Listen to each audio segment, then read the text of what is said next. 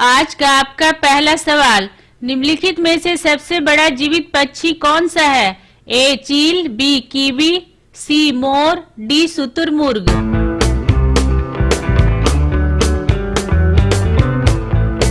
आपका सही आंसर है डी शुतुरमुर्ग। अफ्रीका, मध्य और दक्षिणी अफ्रीका में पाए जाने वाले शुतुरमुर्ग पक्षियों की सबसे बड़ी जीवित प्रजाति है। शुतुरमुर्ग उड़ने में असमर्थ होते हैं और उनका वजन आमतौर पर 200 से 285 पाउंड होता है। हालांकि कुछ नर शुतुरमुर्गों का वजन 340 पाउंड तक भी दर्ज किया गया है। वे सबसे बड़े अंडे देने के लिए भी जाने जाते हैं। अगला सवाल, निम्नलिखित में से कौन विटामिन ई का अच्छा स्रोत है? ए मांस, बी घी, सी पीली जर्दी, डी ताजी सब्जियां।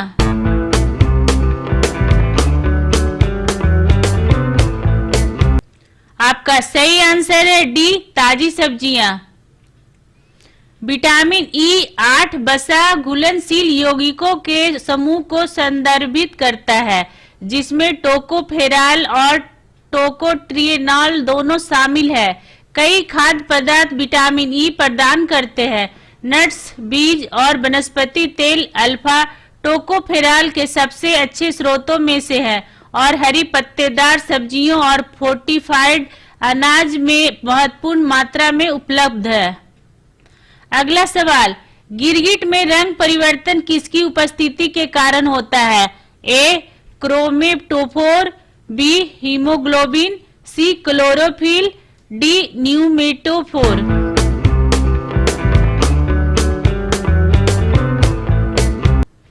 आपका सही आंसर है ए क्रोमेटोफोर। गिरगिट में विशेष कोशिकाएं क्रोमेटोफोर्स होती है, जिनमें उनकी कोशिका द्रव में वर्णक होते हैं, जो उनकी पारदर्शी बाहरी त्वचा के नीचे 3 परतों में होते हैं। क्रोमेटोफोर्स में वर्णक कणों का फैलाव प्रत्येक रंग की तीव्रता निर्धारित करता है। क्रोमेटोफोर्स में वर्णक होते हैं और प्रकाश को परावर्तित करते हैं, जो रंग बनाने के लिए जिम्मेदार होते हैं। गिरगिट में 4 प्रकार के क्रोमेटोफोर्स होते हैं: ज़ैंथोफोर्स, एरिथ्रोफोर्स, इरिडियोफोर्स और मेलानोफोर्स। अगला सवाल, पक्षियों और कीड़ों के पंखों से पानी किसकी उपस्थिति के कारण बहता है? ए प्रोटीन, बी मोम, सी खनिज, डी शर्करा।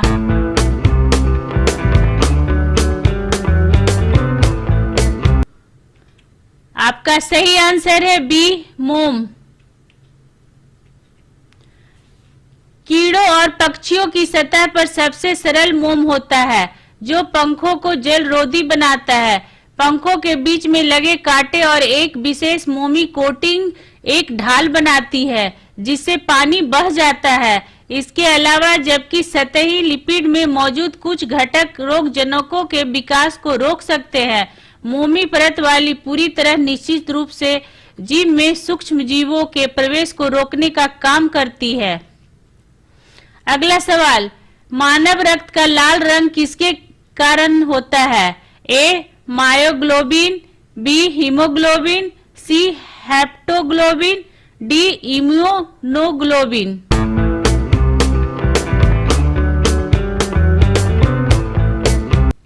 आपका सही आंसर है बी हीमोग्लोबिन। मानव रक्त लाल होता है क्योंकि हीमोग्लोबिन जो रक्त में होता है और ऑक्सीजन का परिवहन करने का कार्य करता है, आयरन से भरपूर होता है और लाल रंग का होता है। ऑक्सीजन युक्त अवस्था में इसे ऑक्सी हीमोग्लोबिन कहा जाता है और यह चमकीला लाल होता है। कम अवस्था में इसे डीऑक्सी हीमोग्लोबिन कहा जाता है और यह बैंगनी नीला होता है। प्रत्येक हीमोग्लोबिन अणु एक ग्लोबिन समूह के चारों ओर 4 हीम समूहों से बना होता है। हीम में आयरन होता है और यह अणु को लाल रंग देता है। डेली इस तरह का वीडियो देखने के लिए चैनल को सब्सक्राइब करें और बेल आइकन को दबा दें। अगला सवाल, बेरी रोग निम्नलिखित में से किसकी कमी के कारण होता है? A vitamin B1, B vitamin B2, C vitamin B12, D vitamin E.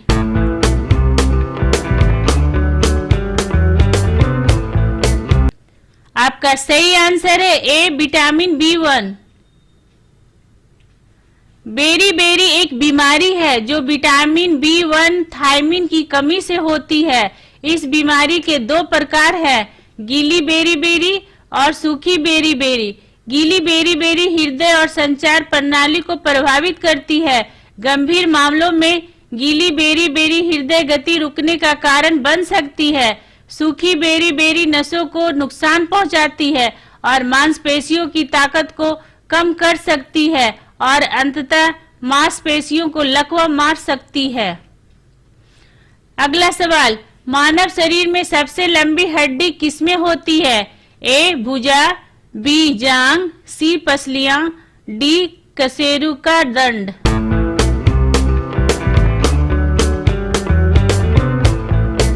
आपका सही आंसर है बी जांग।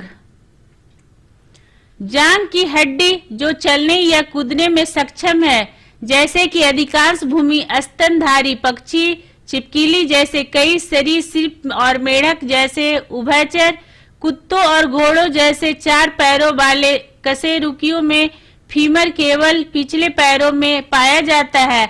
अधिकांश मापदंडों के अनुसार फीमर न केवल सबसे बड़ी बल्कि शरीर की सबसे मजबूत हड्डियों में से एक है।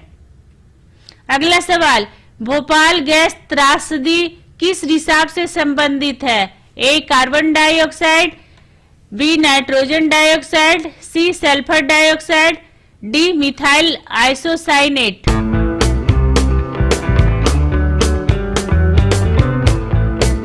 आपका सही आंसर है डी मिथाइल आइसोसाइनेट। भोपाल आपदा, जिसे भोपाल गैस त्रासदी के नाम से भी जाना जाता है, भारत में एक गैस रिसाव की घटना थी जिसे दुनिया की सबसे खराब औद्योगिक आपदाओं में से एक माना जाता है। यह 2 से 3 दिसंबर 1984 की रात को मध्य प्रदेश के भोपाल में union carbide India limited UCIL कीटनाशक संयंत्र में हुई थी। 500,000 से अधिक लोग मिथाइल आइसोसाइनेट गैस और अन्य रसायनों के संपर्क में आए थे।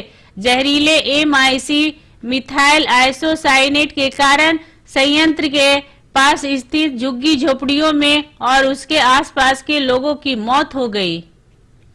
अगला सवाल, LPG किस किस गैस का मिश्रण है? ए मीथेन और ब्यूटेन, बी ब्यूटेन और प्रोपेन, सी मीथेन और प्रोपेन, डी इथेन और प्रोपेन।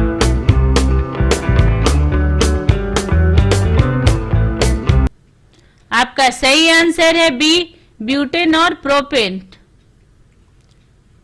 द्रवित पेट्रोलियम गैस LPG में ज्यादातर प्रोपेन C3H8, ज्यादातर ब्यूटेन C4H10 होता है और सबसे ज्यादा प्रोपेन और ब्यूटेन दोनों को मिलाकर बनाया जाता है।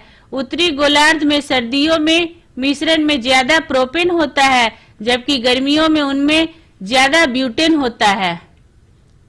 अगला सवाल, सेब में निम्नलिखित में से कौन सा अम्ल पाया जाता है? A malic acid, B nitric acid, C formic acid, D sulphuric acid.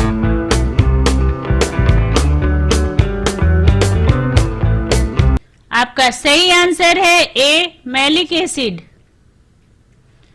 Malic acid एक प्राकृतिक रूप से पाया जाने वाला पदार्थ है जो कई फलों और सब्जियों में पाया जाता है और सेब और नाशपाती में पाए जाने वाले खट्टे स्वाद के लिए काफी हद तक जिम्मेदार है। मैलिक एसिड को सबसे पहले 1785 में कार्ल विलियम सेले ने सेब के रस से अलग किया था। अगला सवाल, विश्व समुद्री घास दिवस हर वर्ष किस दिन मनाया जाता है? ए 1 मार्च, बी 2 मार्च, सी 3 मार्च, डी 4 मार्च।